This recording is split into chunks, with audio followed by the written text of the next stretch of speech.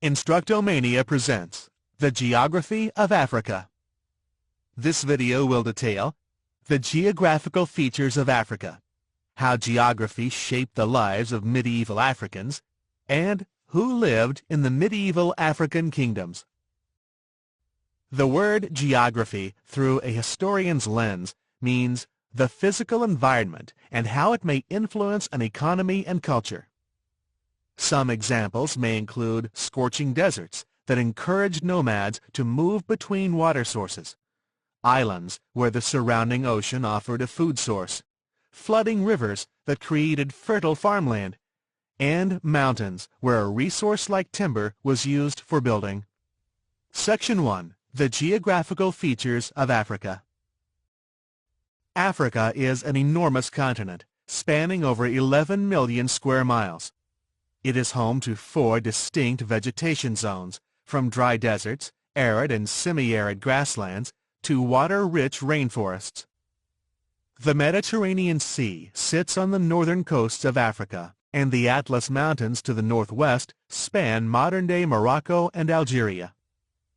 The Sahara Desert is the largest desert in the world, stretching 3.5 million square miles, roughly as large as the entire United States.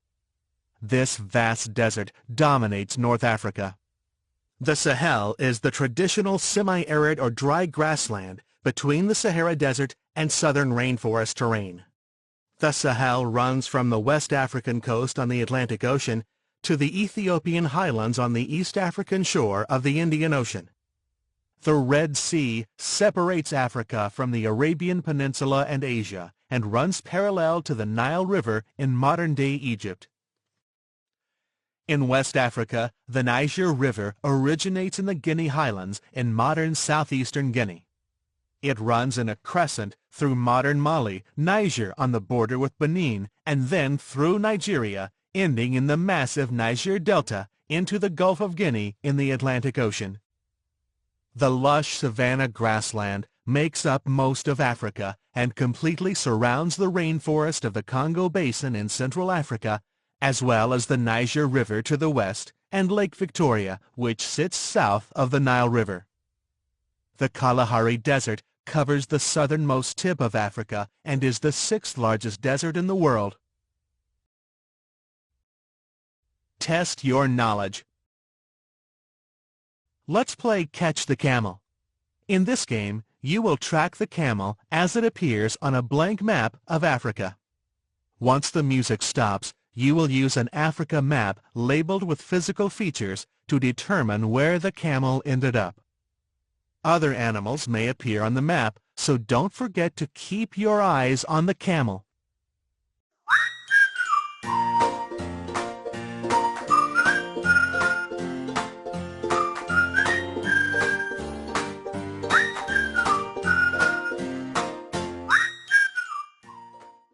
So where did the camel end up? Was it the Mediterranean Sea, the Sahel, or the Kalahari Desert? That's right, it was the Kalahari Desert. Let's try it again. Remember to keep your eyes on the camel.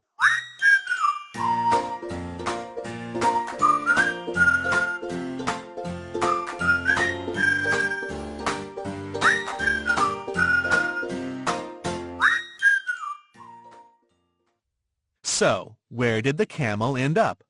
Was it the savannah, the Niger River, or the Red Sea? It was the Niger River.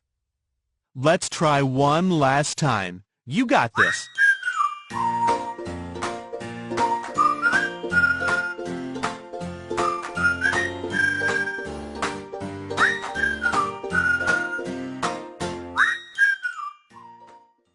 So, where did the camel end up? Was it the Ethiopian highlands, the Congo Basin, or Lake Victoria? Nice job. It was the Ethiopian highlands. Here's a freaky fact. The largest frog species in the world, the Goliath frog, lives in West African lakes and rivers. They grow up to a foot long and weigh up to 8 pounds. Goliath frogs are nearing extinction because they've been a food source for humans. Section 2. How geography shaped the lives of medieval Africans. Natural resources found in the Atlas Mountains and Ethiopian highlands, such as iron, gold, and salt, offered wealth to the inhabitants. Africans traced back to the Nok culture and later the people of medieval Ghana crafted iron into farm tools and weapons for defense. Salt, mined in northern Africa, aided in preserving and flavoring food. Eventually, regions were conquered for these resources. Trans-Saharan trade routes crisscrossed North Africa from the Sahara Desert to the gold-rich rainforest region of south-central Africa. The Niger River offered water, food, and transportation to Western Africa, especially for the medieval African trade kingdoms of Ghana, Mali, and Songhai. The rich soil along its banks allowed for farming, and its plentiful water allowed for crop irrigation. Gold, ivory, ebony, and slaves from West African kingdoms such as Ghana, Mali, and Songhai were sold in North Africa and the Middle East. They were traded for salt and copper mined in the Sahara. In Western Africa, the major trade centers were cities such as Timbuktu, Gao, Agadez, Sijilmassa, and Djenné. A thriving gold-salt trade eventually led to the exchange of ideas. Islam made its way to Africa, as well as the advanced knowledge of science and math from Muslims, Indians, and Berbers. The medieval African kingdoms of Ghana, Mali, and later Songhai grew to cover most of West Africa, seeing many cycles of conquest paired with economic and cultural success. Section 3. Who lived in the medieval African kingdoms? Africa's early tribes believed in ancestral worship and oral traditions. The griot of each village maintained their history and legends and was highly respected. Village farmers grew rice and millet. Family villages greatly relied upon an extended family, which included a chief and a council of elders to govern, divide farming responsibilities, and maintain order. Eventually, the Empire of Ghana rose next to the Niger River, using iron tools to farm and to conquer neighboring tribes. Later, Muslim traders called Almoravids traversed from the Arabian Peninsula and attempted to take over the Kingdom of Ghana.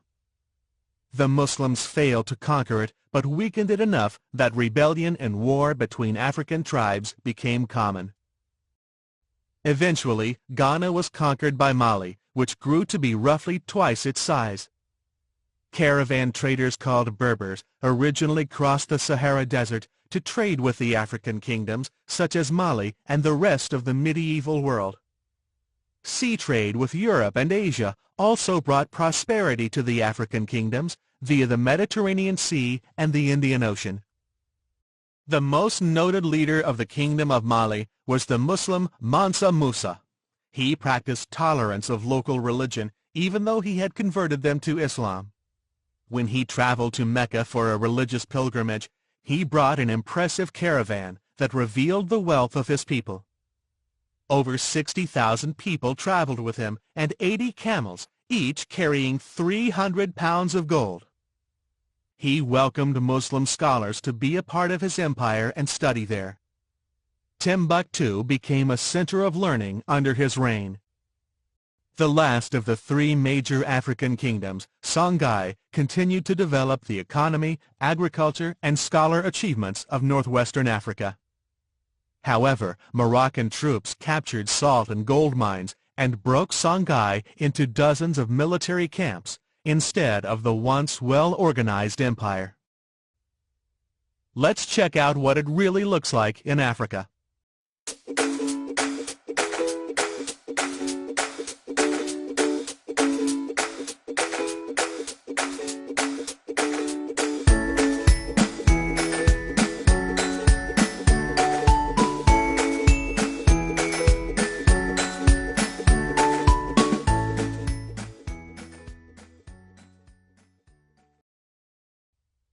As you can see, the physical environment of Africa greatly influenced the economy and culture of the people that lived there.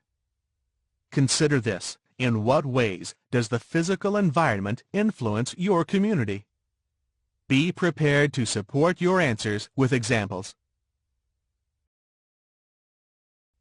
From two teachers to all of you amazing teachers out there, we would like to thank you for choosing our resources to use in your classroom. Find more Instructomania teaching materials and lessons at our Instructomania store and on our YouTube channel. Thanks so much for your support.